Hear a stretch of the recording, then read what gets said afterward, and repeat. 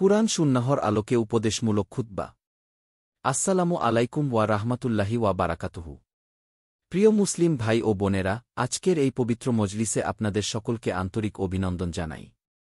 আল্লাহ তাআলা আমাদের সকলকে তার সঠিক পথে চলার তৌফিক দান করুন। আমিন। আজ আমরা কুরআন ও সুন্নাহর আলোকে কিছু উপদেশ নিব।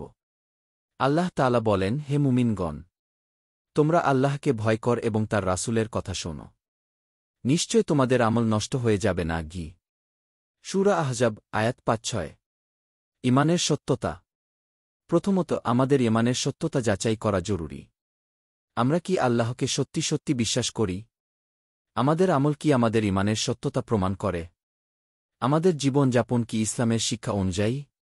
এই প্রশ্নগুলোর উত্তর খুঁজে বের করা আমাদের জন্য অত্যন্ত গুরুত্বপূর্ণ। নামাজের গুরুত্ব।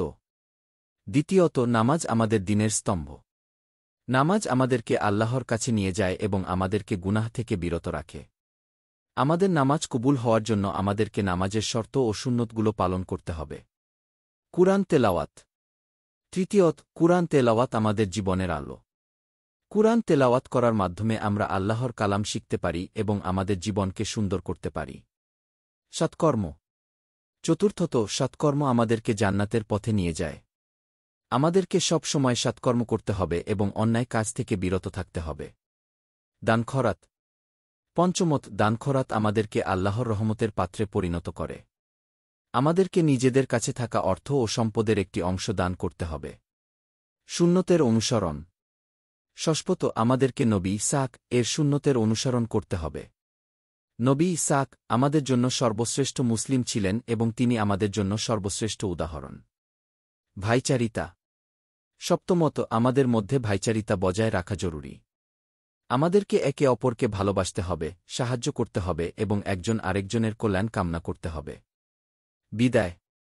আমি আল্লাহ তাআলার দরবারে দোয়া করি যেন তিনি আমাদের সকলকে তার হিদায়াতে রাখেন এবং আমাদেরকে জান্নাতে দান করেন। আমিন। আসসালামু আলাইকুম ওয়া রাহমাতুল্লাহি ওয়া বারাকাতুহু। আপনার নাম, তারিখ। নোট: এই খুতবাটি একটি সাধারণ উদাহরণ। আপনি আপনার নিজের ভাষায় এবং আপনার শ্রোতাদের উপযোগী করে এই খুতবাটি আরও বিস্তারিতভাবে তৈরি করতে পারেন।